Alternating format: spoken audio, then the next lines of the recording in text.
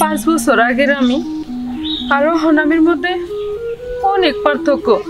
তাকে আপনি বুঝতে পারতেছেন না? গ্রামের মানুষ তো মিশা কিছু কয় নাই, বিদেশ গিয়া ইজ্জত হারাইয়া টাকা কামাই করে আনছি, এইটাই তো সবচেয়ে বড় সত্য। আমি তোমার সবকিছু যাই না শুই নাই, আমি তোমার বিয়ে করতে চাই।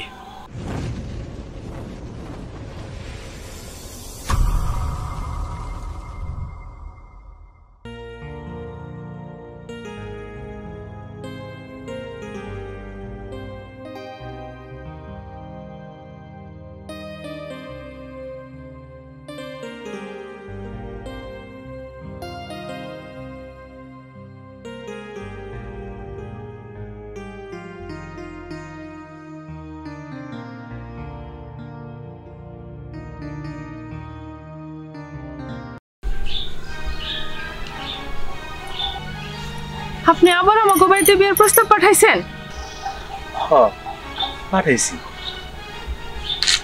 5 বছর আগের আমি আর হনামির মধ্যে অনেক পার্থক্য। তাকে আপনি বুঝতে পারতেছেন না? আমি বুঝতে পারছি।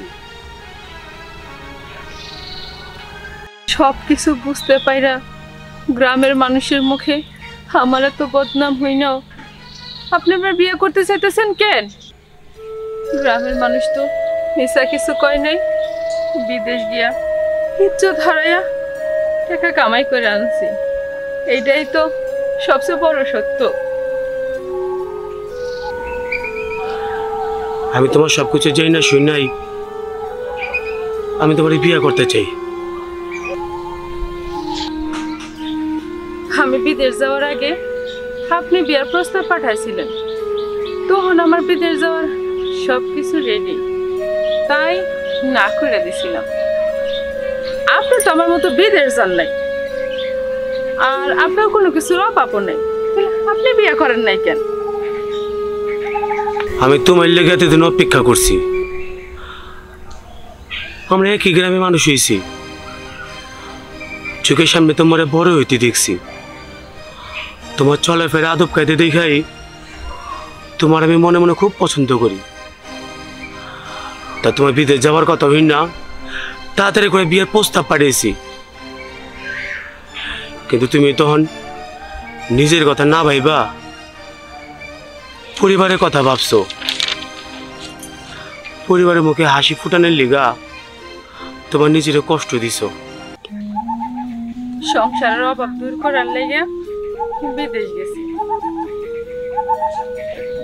টাকা কামাই করছি, এখন সংসারের অভাব দূর হয়েছে, ছোট বোনটার বিয়ে হয়ে গেছে, বাইরেও বিয়ে করব। আমার টাকা দিয়া সবাই ভালো আছে, আমি ভালো নাই, আমার কোনো সম্মান নাই, আত্মীয় স্বজনেরা কেউ আমার ভালো চোখে দেখে না।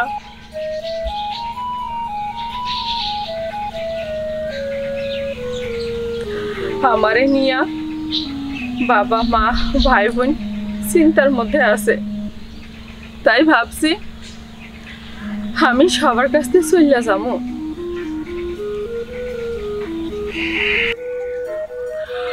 তোমার এত বছর ধরে ভালোবাসতে বাসতে তোমার প্রতি আমার অনেক মায়া জন্মায় গেছে। আমি কখনো তোমার সামনে আর যারা দাঁড়াই নাই, তোমার হাত দুইটাও ধরি নাই,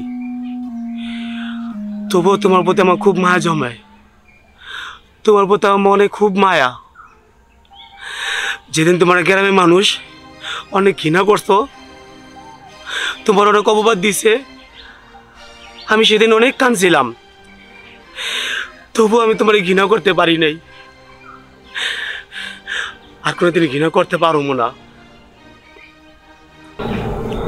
আমি বুঝতে পারতাম যে আপনি আমারে কিছুটা পছন্দ করেন, কিন্তু আমার লাগে আপনার মনে এত মায়া, তা আপনি না কইলে আমি কখনোই জানতে পারতাম না যে মানুষটা আমারে এত ভালোবাসে, তারা আমি ঠকাইতে পারবো না। তাই আমি চাই না আমার এই নষ্ট দেহ লইয়া আপনার ঘরে যাইতে। আমি যদি শুধু তোমার শরীরটারে ভালোবাসতাম তাহলে হয়তো এতদিন তোমার এই ঘৃণা কইরা আমি অন্য কারোর সাথে সংসার করতাম। তুমি সবার চোখে সতী নারী হইলেও তুমি আমার কাছে সে আগের মতোই। তাই 5 বছর ধরে আমি তোমার অপেক্ষায় আছি। আপনি সব কিছু যাই নাও আমারে ঘৃণা না কইরা ভালোবাসে স্ত্রীর মর্যাদা দিয়া আমারে ঘরে তুলে নিতে চান। এতদিন নিজেরে অনেক তুচ্ছ মনে হইল, আজ নিজেরে অনেক ভাগ্যবান মনে হইতেছে। কিন্তু আপনি আমারে সম্মান দিয়া ঘরে তুলে নিয়ে এই সমাজের মানুষের কাছে আপনি ছোট হইয়া যাইবেন। এই কষ্ট নিয়ে আমি সুখী হতে পারুম না। তোমার এই গ্রামের মানুষরা, তোমার আমাকে এই গ্রামের সমাজরা সবাই ঘৃণা করে, কিন্তু বাইরের সমাজের মানুষ তো তোমার ঘৃণা করবো না। তাই মনে মনে সিদ্ধান্ত নিছি, তুমি যদি আমার স্ত্রী হও, আমার জমানো যার টাকা পয়সা আছে সব কিছু আমরা ঢাকা চলে যাব। আমার তো মা বাপ নাই, তাই কোনো পিছুটানো নাই। শহরে গিয়ে যে কোনো কাম করে চলতে পারুম, আর মাঝে মাঝে গ্রামে আইয়া ঘর বাড়ি দেখে যাবো।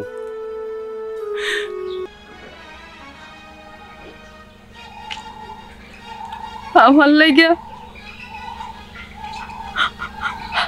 লাগে আপনি এত কষ্ট করবেন?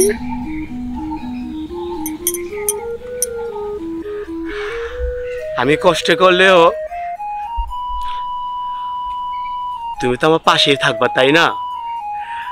তাতে আমার শান্তি। অনেক চোখের পানি ফেলেছো, আমি তোমার আর কান্তি দেবো না। আমার ভালোবাসা মায়া দিয়া আমি তোমার আগলে রাখুম।